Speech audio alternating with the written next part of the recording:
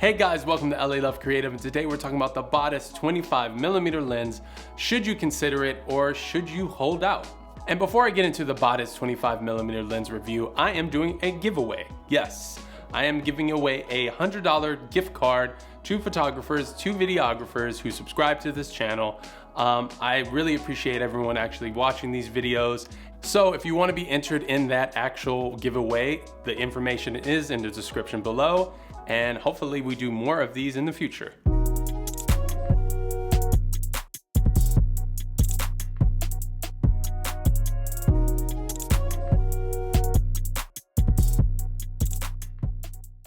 So the Batis 25mm lens, I got my hands on this lens. I have been a big fan of the Batis lineup, and I have never shot with this lens before. So I was excited to get my hands on this lens, and I felt like the Batis 25 really measures up to exactly my expectations.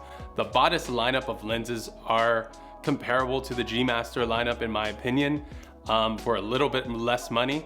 And I felt like the Batis 25 is a great all-around street photography, landscape, travel lens. And I felt like it was a great time for me to try it out and share my thoughts. Now, straight from the get-go, this lens I found myself grabbing all the time in my camera bag. I felt like every time I was running outside or going on a trip, a day trip or something, I would grab this lens and I would grab it over other lenses I have. And I think that means a lot because I feel like the Batis 25 is a great all-around lens.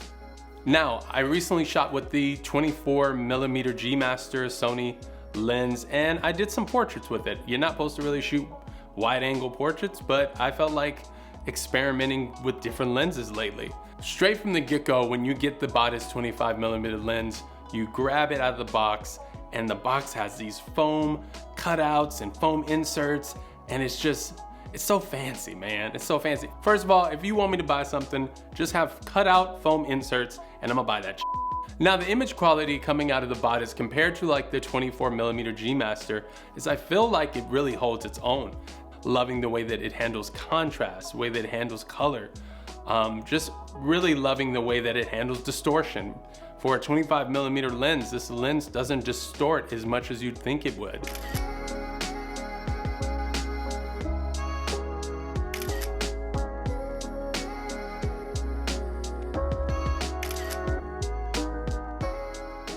Now, one thing I really like about this lens, but also is something that I'm not a big fan of as well, I know, two different stances on that, but was the fact that it is very, very sharp.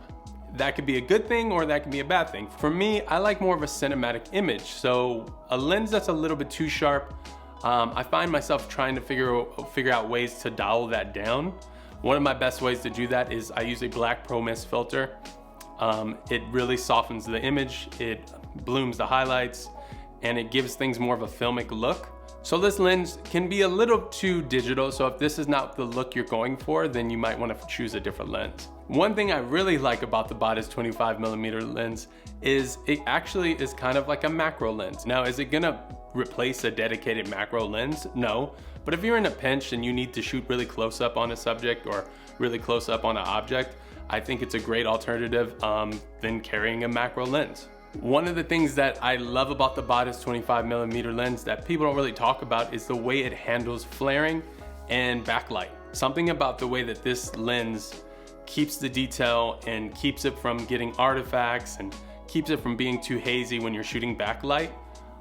It's just amazing. I shoot a lot of backlight. I'm a big fan of flares and lens flares and all that stuff. So for a person who does a lot of backlight photography, this lens would be great for you.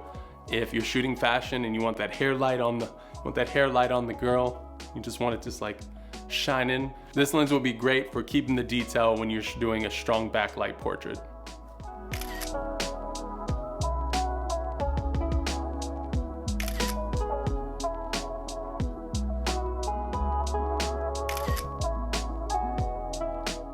Autofocusing with this lens works really well in photography and videography, which is great for, hybrid shooters like us. All the Batis lenses do a really good job of autofocusing, so that's not a big surprise. Now, am I gonna keep the Batis 25mm lens? Originally, that was part of the plan. I literally bought the 25mm lens And I was like, that's it. This is the lens. This is the lens I'm gonna go with.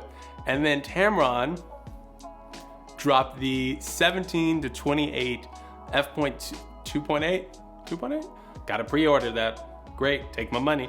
So now I'm kind of on the fence. I don't know if I'm gonna keep the 25mm Batis or if I'm just gonna wait for my 17 to 28 to show up. So time will tell if I keep the Batis 25mm lens, but I am in love with it so far, and it's a hard decision if I am gonna get rid of it.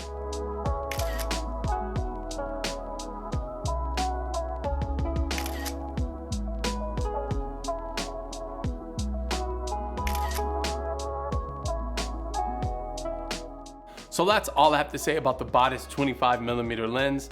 Let me know if you have any questions regarding photography or videography. Also, if you want to be entered in the giveaway, check the information in the description below, and I will see you later. See you next time.